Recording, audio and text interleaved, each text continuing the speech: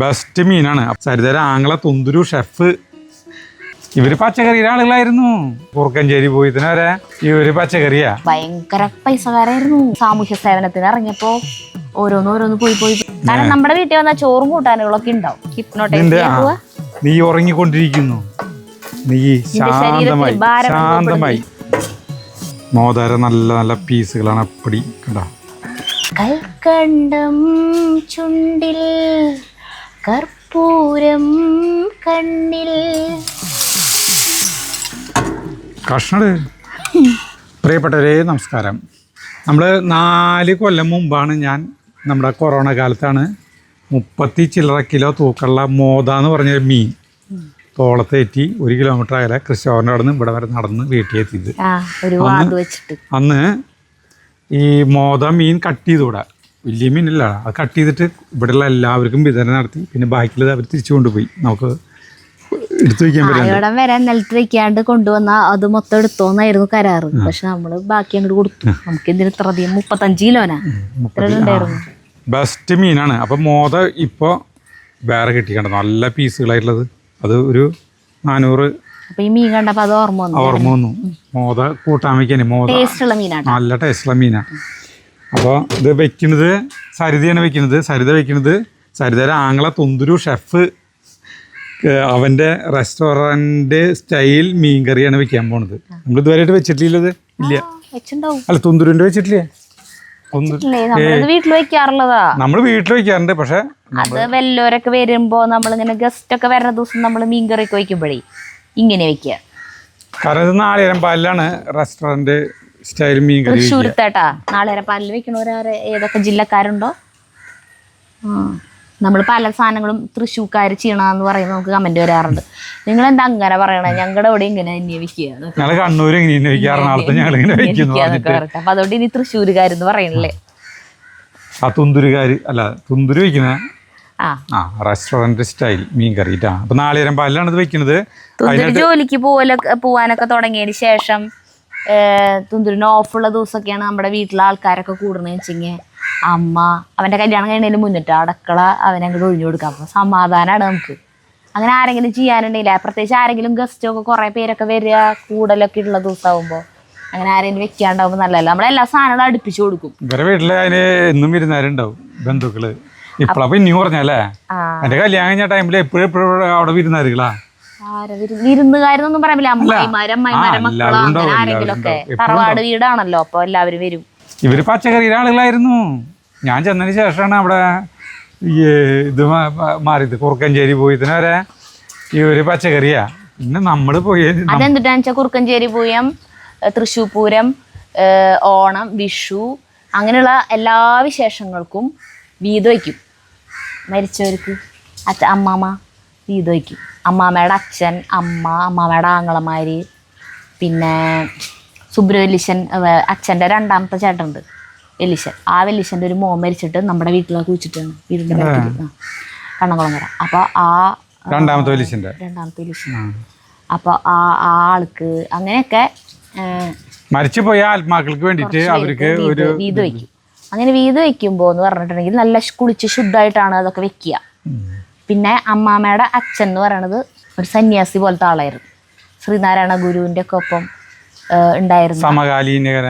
അല്ല, ആളുടെ ഒപ്പം വർക്ക് ചെയ്തിട്ടുള്ളതാ. സാമൂഹ്യ പരിഷ്കരണത്തിലൊക്കെ കൂടി ഉണ്ടായിരുന്ന കുറെ അനുയായികൾ കൂടി ഉണ്ടായിരുന്നില്ലേ, ഒപ്പമുള്ള ആളായിരുന്നു.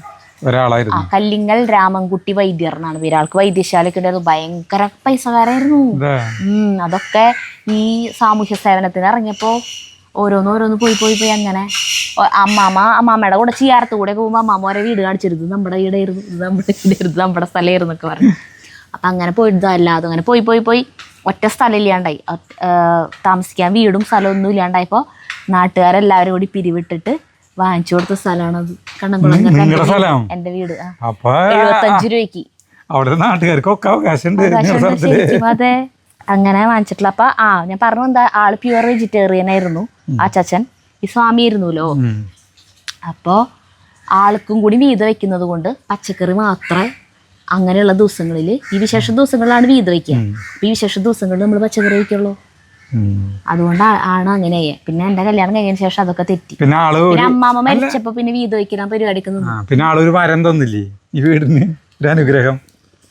ഈ വീട് ഇത് നാട്ടുകാരെല്ലാവരും കൂടി പിരിവെടുത്ത് വാങ്ങിച്ചിട്ടുള്ള സ്ഥലം ആണ്. വീടുണ്ടായിരുന്നില്ല, വീട് പിന്നെ വെച്ചതാ. സ്ഥലം ആയതുകൊണ്ട് തന്നെ ഇതൊരു സത്രമായിരിക്കും എന്ന് പറഞ്ഞു അച്ചാച്ചൻ.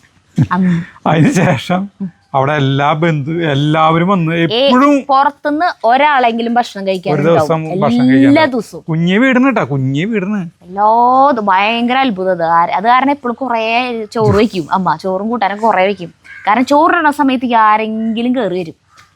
പിന്നെ നമ്മളുടെ വീട് പ്രത്യേകത എന്ന് പറഞ്ഞു കഴിഞ്ഞാൽ ശക്തൻ സ്റ്റാൻഡ്, റെയിൽവേ സ്റ്റേഷൻ, പിന്നെ എന്തുട്ടാ അങ്ങനെ ആശുപത്രികള് അങ്ങനെ ഒക്കെ അടുത്തായതുകൊണ്ട് ആരെങ്കിലും ഒക്കെ അവിടെ ഉണ്ടാവും, വന്നിറങ്ങി ബസ് സ്റ്റാൻഡിൽ വന്ന് ഇറങ്ങൊക്കെ ഉച്ച നേരാണെങ്കിൽ. കാരണം നമ്മുടെ വീട്ടിൽ വന്നാൽ ചോറും കൂട്ടാനുകളൊക്കെ ഉണ്ടാവും. അപ്പൊ അങ്ങനെ വരും. അങ്ങനെ പുറത്തുനിന്ന് ആരെങ്കിലും ഉണ്ടാവും, അല്ലെങ്കിൽ പിച്ചക്കാരാ ആരെങ്കിലും ഒക്കെ വരും ഭക്ഷണം കഴിക്കാൻ. എപ്പോഴും ഉണ്ടാവും ഭക്ഷണം കഴിക്കാൻ. അങ്ങനെ ഇപ്പൊ മാറിയിട്ടാ വെളിച്ചെണ്ണ ഒഴിക്കുന്നു. പാത്രം അടപ്പത്ത് വെച്ച് ചൂടായി വെളിച്ചെണ്ണ ഒഴിച്ചു. ആ ശരി, എന്നാ പറയണം. പാത്രം അടപ്പത്ത് വെച്ചതും ചൂടായതൊക്കെ പറയണം, അറിയില്ലേ? അത് അങ്ങനെ പറയണം ചേട്ടന്. തുന്തുരു ഇവിടെ വന്നിട്ട് റെസ്റ്റോറൻറ്റ് സ്റ്റൈല് മീൻ കറി വെച്ചത് എനിക്ക് ഓർമ്മയുണ്ട്. വലിയേട്ടൻ്റെ വീട്ടിൽ വന്നിട്ട് എന്തിനാ വന്ന കുറേ ഇത് വെച്ചു. 25ാം വർഷത്തിനാണോ? അല്ലല്ല ആ കല്യാണത്തിന് 25ാം വാർഷികത്തിനുണ്ട്. അതെ, അതിനാണോ കൺമണിയുടെ പിറന്നാളിനാണോ? അല്ലല്ല, ഇവിടെ വെച്ച് വീടിന്റെ ബാക്കിൽ നിന്നിരുന്ന് മറ്റേ ഇത് പാചകം ചെയ്തത് വന്നിട്ട് എനിക്ക് ഓർമ്മയുണ്ട്. അവസാനം കാച്ചി കുറച്ച് കാശ്മീരി മുളക് പൊടിയിട്ടിട്ട് കാച്ചുന്നത് ഈ മീൻ കൂട്ടാൻ. എനിക്ക് ഓർമ്മയുണ്ട്. കടുക് വേണ്ടേ? കടുക് കാച്ചുമ്പോ ഇതില് സബോള കുഞ്ഞു അരിഞ്ഞാണ്. പിന്നെ ഞാൻ വെക്കുമ്പോ ഇങ്ങനെ കേട്ടാ, അവൻ വെക്കുമ്പോ ഇനിയിപ്പോ ആദ്യം ഇഞ്ചിയും വെളുത്തുള്ളിയും ഒക്കെ അരിഞ്ഞത് വഴറ്റിയെടുത്തിട്ട് അതിലാണോ സബോള ഇടാറത് എനിക്ക് ഓർമ്മയില്ല. ഇതിലേക്ക് വെളുത്തുള്ളി കുറച്ചെടുക്കുള്ളൂ. വെളുത്തുള്ളി എല്ലാം പൊടിയായിട്ട് അരിയുക ചെയ്യുക കേട്ടാ. പേസ്റ്റ് അടിക്കല്ല ചെയ്യുക, അരിയാണ് ചെയ്യുക. പച്ചമുളക് നോർമൽ സാധാരണ പോലെ തന്നെ. 4 വർഷം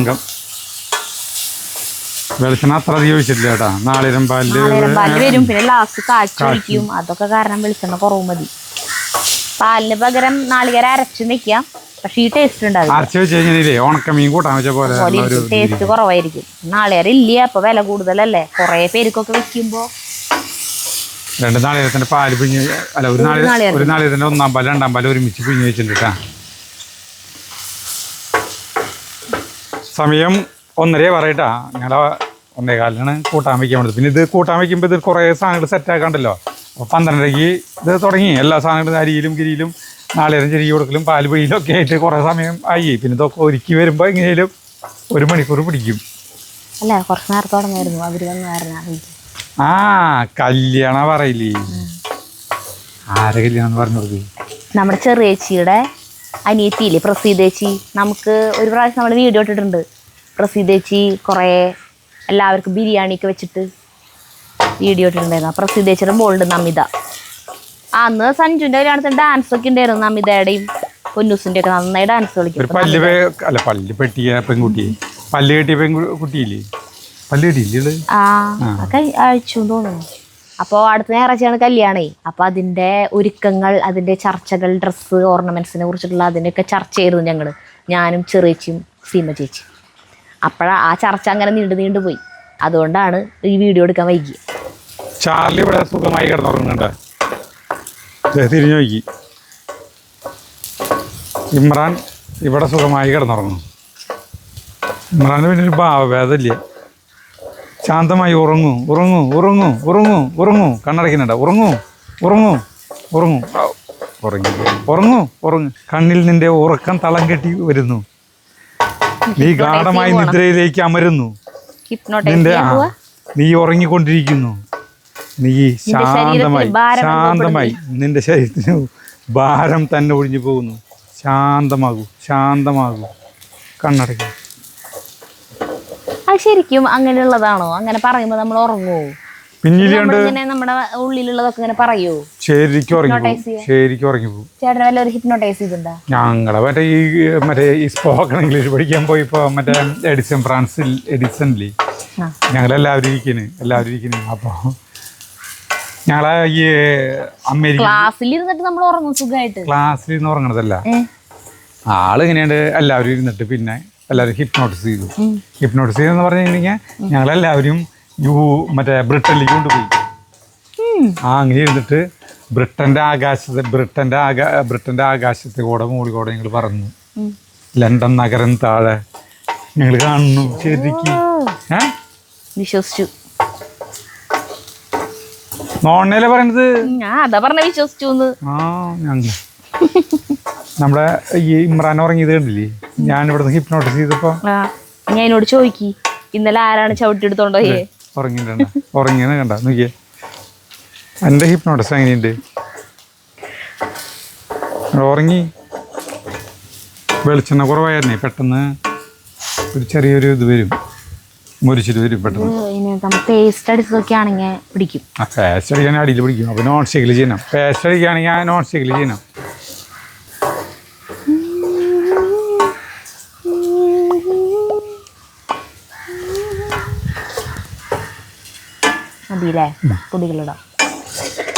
നമ്മളത് പാകമായി. അപ്പോൾ ഇതിലേക്ക് മഞ്ഞൾപ്പൊടി ഇടണം കേട്ടോ. മഞ്ഞൾപ്പൊടി ഇട്ടു. പിന്നെ നമ്മുടെ സാധാരണ മുളക് പൊടി ഒരു 3 ചെറിയ ടീസ്പൂൺ തന്നെ പറയാമല്ലേ? മതി. മല്ലിപ്പൊടി ഇല്ല കേട്ടോ ഇല്ലേ? ഒന്ന് മൂത്താൽ മതി. നമ്മൾ വറ്റിച്ച് മീൻ കറി വയ്ക്കുമ്പോൾ ഉള്ളതിൻ്റെ അത്രയ്ക്ക് മൂപ്പല് വേണ്ട അല്ലേ? മൂക്കല് വേണ്ടല്ലോ. വറ്റിച്ച് മീൻ കറി കഴിക്കില്ലേ? പച്ചമണം പോയാൽ മതി. പച്ചമണം പോയിട്ട് ഇങ്ങനെ ഒരു ഭയങ്കര ഉദിച്ച ചോപ്പിന്ന് ഒരു കളർ വ്യത്യാസം ഒഴിക്കട്ടെ. പിന്നെ എനിക്ക് കുടംപുളിയാണ് കേട്ടോ. കുടംപുളി വെള്ളത്തിലിട്ടതാണ് ചീന്തിയത് ആയിട്ട്. അപ്പോൾ നമ്മൾ നാളികേരം പാൽ ഒഴിക്കുന്നു.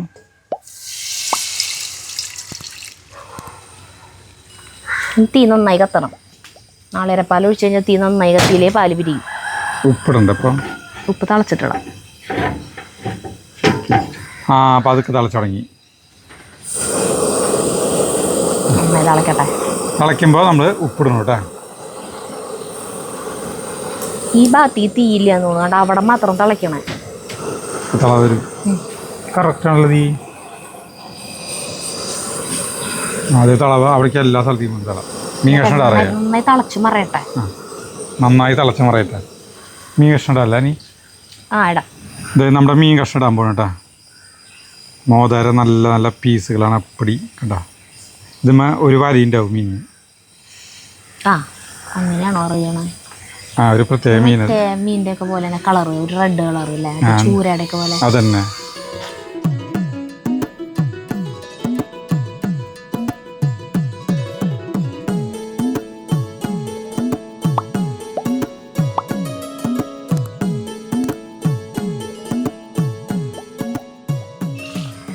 തീ ഭയങ്കരമായിട്ട് കുറയ്ക്കണം കേട്ടോ. തിളച്ച് കുറച്ച് സമയം നന്നായി തിളക്കണം. എന്നിട്ട് സിമ്മിലിടാൻ പാടുള്ളൂ.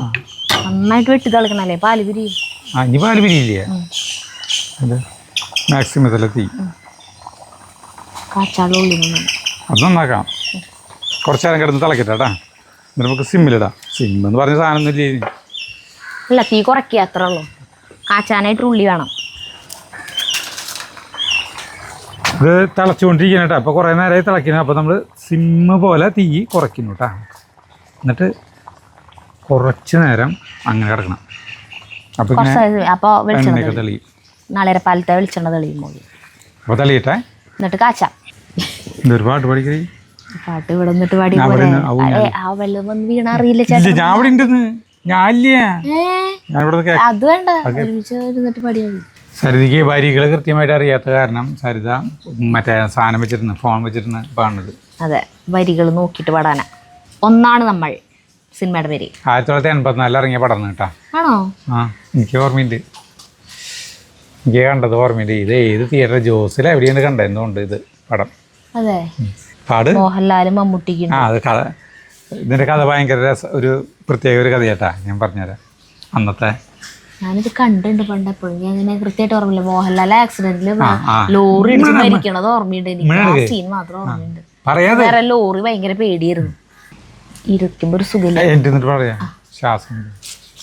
അല്ലയോ ഇല്ലയോ പൂത്തുലഞ്ഞ പൂമണം, അല്ലയോ ഇല്ലയോ പൂത്തുലഞ്ഞ പൂമണം, അങ്ങു ദൂരെ നിന്നേതോ തെന്നലേറ്റു വാങ്ങുമ്പോൾ, അങ്ങു ദൂരെ നിന്നേതോ തെന്നലേറ്റു വാങ്ങുമ്പോൾ, ആ സുഗന്ധവാഹിൽ ഊയലായാടുവാൻ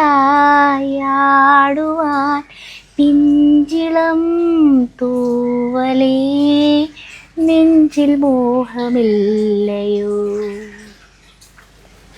കൽക്കണ്ടം ചുണ്ടിൽ കർപ്പൂരം കണ്ണിൽ, കിളിമകളേ കിളിമകളേ പഴമുതിരും ചോലകളിൽ പാടാൻ വാ, കഥ പറയാൻ വാ. അപ്പോൾ ഈ പാട്ടുണ്ടല്ലോ, ഈ പാട്ട് സിനിമയിലത്തെ പാട്ടൊന്നും എനിക്ക് ഓർമ്മയില്ല. നമ്മൾ ആകാശവാണിയിൽ കേൾക്കുക അല്ലെങ്കിൽ വേറെ എവിടെയെങ്കിലൊക്കെ ഇങ്ങനെ കേൾക്കുമ്പോ എന്റെ ചെറുതൊരു ക്യാമറയാന്ന് ഈ പാട്ടിന്റെ ഒരു ആ പാട്ടിന്റെ ഒരു ടോൺ എങ്ങനെയാ.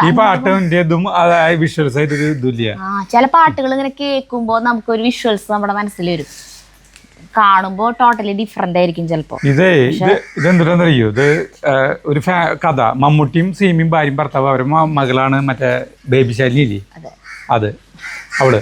പിന്നെ സീമയുടെ അനീതിയാണ് പൂർണിമ ജയറാം. അങ്ങനെ നല്ല ഫാമിലി. അങ്ങനെ ഇവര് ഇങ്ങനെ ഈ ബീച്ചിൽ ഇതിലൊക്കെ പോകുമ്പോ ഈ കുട്ടി ബേബി ശാലിനി കടലില് പാട്ടിന്റെ എൻഡില് കടലില് പോവാണ് കുട്ടി. ആ കാണല്ലേ, അതിന്റെ ഓർമ്മ തന്നെ കേട്ടാ. അപ്പൊ അത് കഴിഞ്ഞിട്ട് ഈ പൂർണിമ ജയറാമാണെങ്കിൽ കോളേജിൽ പഠിക്കുന്നു. അങ്ങനെ ഈ പൂർണിമ ജയറാം എന്ന് പറയാൻ തന്നെ പേടിയതായി. പൂർണിമയും മോഹൻലാലും പ്രണയത്തിലാവും. മോഹൻലാലാണ് ഇവരെ വീട്ടിലേക്ക് വരും. ഭയങ്കര ഇഷ്ടമാവും മോഹൻലാലിനെ. ഇവർക്കൊക്കെ മമ്മൂട്ടിക്കും സീമിക്കും ഒക്കെ ഭയങ്കര ഇഷ്ടമാവും. അങ്ങനെ ഒരു പ്രണയത്തിലായിരിക്കൊണ്ടിരിക്കുമ്പോഴാണ് സരിത പറഞ്ഞ ഒരു ആക്സിഡന്റ്, ലോറി ആക്സിഡന്റ് ഉണ്ടാവുക. മോഹൻലാൽ മരിക്കും. പണ്ടത്തെ ഒരുമാതിരി സിനിമയിലൊക്കെ അങ്ങനെ ബൈക്ക് പോവുകയാണ്, അപ്പോഴേക്കും ഒരു ലോറി വരും. പണ്ടത്തെ മറ്റേ മറ്റേ ബീഫോർഡ് ലോറി. പറയട്ടെ കഴിയട്ടെ കഥ പറയട്ടെ. അങ്ങനെ മരിച്ചു കഴിഞ്ഞപ്പോ ആ സമയത്താണ് ഈ സീമ ഗർഭിണിയാവണത്. സീമ ഗർഭിണിയായിട്ട് ഒരു വീഴ്ച സംഭവിക്കും. സീമയ്ക്ക് ഒരു വീഴ്ച, അപകടം സംഭവിക്കുമ്പോൾ സീമരെ ഈ മറ്റേ വർത്താനം പറയാനുള്ളതും ശരീരം തളർന്നു. അങ്ങനെ എന്തോ ഉണ്ടാവും. അങ്ങനെ സീമ കിടപ്പിലാവുമ്പോൾ പിന്നെ ജീവിതമാകെ ഒരു ഇതായിപ്പോൾ വീട്ടുകാരും എല്ലാവരും ഈ മറ്റേ പൂർണിമ ജയറാം സീമയുടെ അനിത്യാണ്. പൂർണിമേനെ മമ്മൂട്ടിയോട് കല്യാണം കഴിക്കാൻ പറഞ്ഞിട്ട് അവർ കല്യാണം കഴിക്കുകയാണ്. അങ്ങനെ കല്യാണം കഴിച്ചിട്ട് ഇവരെ ജീവിതം കഴിയിട്ടേ. അല്ല, എനിക്കിപ്പോ ഇത്തിരി ഓർമ്മ വരും. അതായത് ബേബി ശാലിനി കടലിൽ പോയിട്ട് മരിക്കില്ലേ, കടലിൽ പോകുമ്പോ കടലിൽ പോയി എന്ന് വിചാരിക്കും. അപ്പോഴാണ് സീമ കുഴഞ്ഞു വീഴ. അങ്ങനെയാണല്ലേ.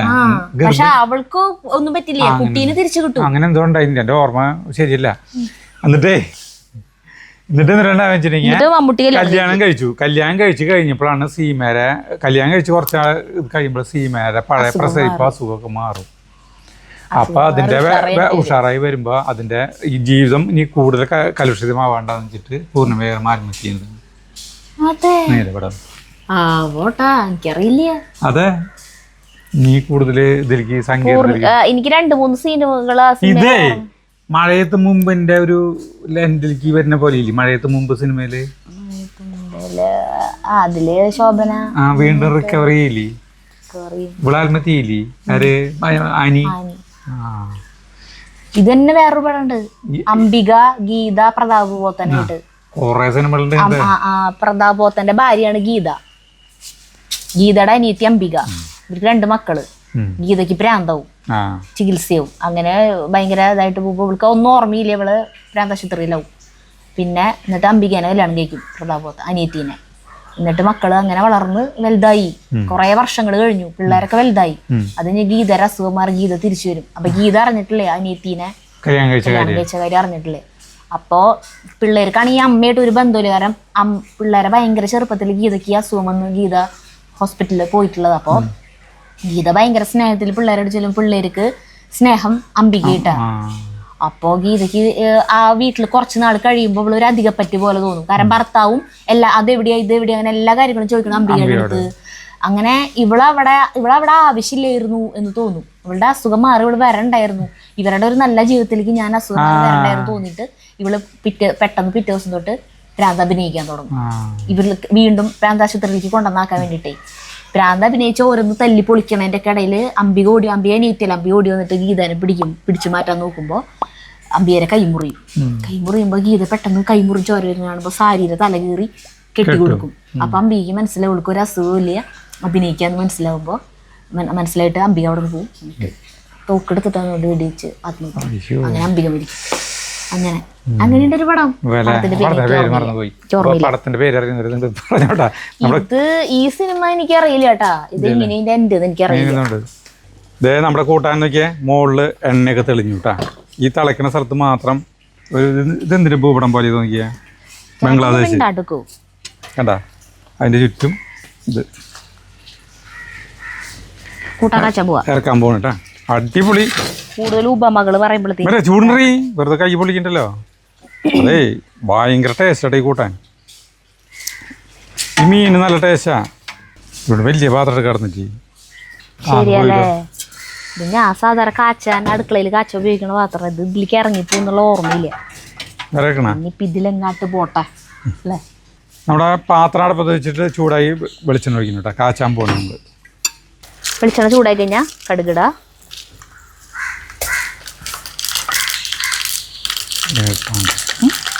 തീ കുറയ്ക്കും. കടുക് പൊട്ടി കഴിഞ്ഞാൽ ഉള്ളി ഇടുന്നു. ഇളക്കി പച്ചമുളക് ഇട്ടോട്ടാ. വേപ്പിൻ്റെ അല്ല കുറച്ചുകൂടി ഇട്ടിടാം. ഉള്ളി മൂത്തിട്ട് പച്ചമുളക് ഇടാം. ഈ വറ്റൽമുളക് ഇടുമ്പോഴേ ശ്രദ്ധിക്കേണ്ട കാര്യം എന്താ വെച്ചാൽ ഇതിൻ്റെ ഉള്ളിൽ ഇത് കുരുക്കൾ കളയണം കണ്ടാ. നന്നായി കഴുകിയോ? പിന്നെ കൈ നന്നായി കഴുകിയിട്ടാണ് സാധനം എടുക്കുന്നത്. അതല്ല, ഇത് കഴിഞ്ഞിട്ട് കൈ നന്നായി കഴുകി. എരിവുണ്ടാവുന്നല്ലേ, മുഖത്ത് തുടക്കരുത്. ഞാൻ സാധാരണ വീട്ടിൽ ഇങ്ങനത്തെ കൂട്ടാൻ വെക്കുമ്പോഴേ ഇവിടെ വെച്ച് അവസാനിപ്പിക്കൂട്ടാ. ഇത്രയുള്ള പരിപാടി. ഇനി ചോറുണ്ണും, പിന്നെ കാച്ചണ പരിപാടി ഒന്നും ഇല്ല. പക്ഷെ അവൻ ചെയ്യുമ്പോ തുന്തുരി ചെയ്യുമ്പോ ഇത് കഴിഞ്ഞ് കഴിഞ്ഞാൽ പിന്നെ ഈ പരിപാടി കാച്ചൊഴിക്കും. ഈ അത്ര മതി, അല്ലെങ്കിൽ വെച്ചിട്ടുണ്ടല്ലേ. ഉള്ളി ആയിക്കൊണ്ടിരിക്കുന്നു. അപ്പോൾ നമ്മൾ ഈ പച്ചമുളക് കേട്ടുന്നു കേട്ടോ പറഞ്ഞു. പിന്നെ ഇത്തിരി വേപ്പില, കറിവേപ്പില കേട്ടാ. വറ്റൽമുളക് ആയിക്കൊണ്ടിരിക്കട്ടെ. ചേട്ടാ ഇതായിട്ടാ. അപ്പോൾ നമ്മൾ ഇതിലേക്ക് സ്വല്പം കാശ്മീരി മുളക് പൊടി ഇടുന്നു. എന്നിട്ടാണ് അതിലേക്ക് ചെരിയുന്നത്, കാച്ചുന്നത്. കണ്ട ഗംഭീര കാച്ചലാണ് ഈ സാധനം. എന്നിട്ട് ഇങ്ങനെ പിടിച്ചിട്ട് ഇങ്ങനെയുണ്ട് കാണിക്കാം. ഇല്ലാവണില്ലേ സരിത ഇതുണ്ടാക്കി. അങ്ങനെ നമ്മുടെ മീൻ കൂട്ടാൻ സെറ്റായി. അടിപൊളി. ഇനി ഇതിൽ കുറച്ച് ഉലുവപ്പൊടി ഇടണം. 2 നുള്ളു ഉലുവപ്പൊടി ഇടണം കേട്ടോ.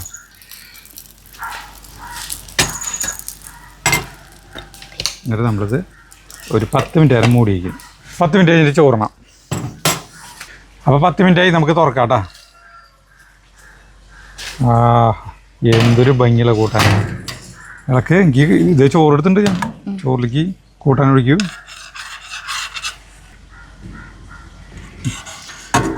കഷ്ണട് മീൻ കഷ്ണം എങ്ങനെയുണ്ടെന്ന് ഇത് മതി. ഇനി ചാറൊഴുകി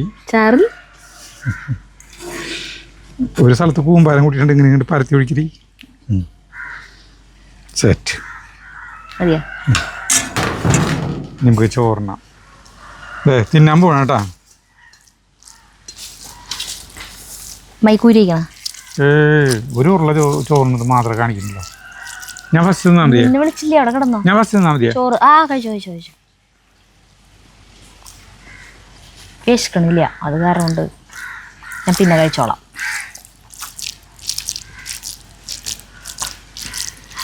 ഒരു ഉരുള കഴിച്ചോ?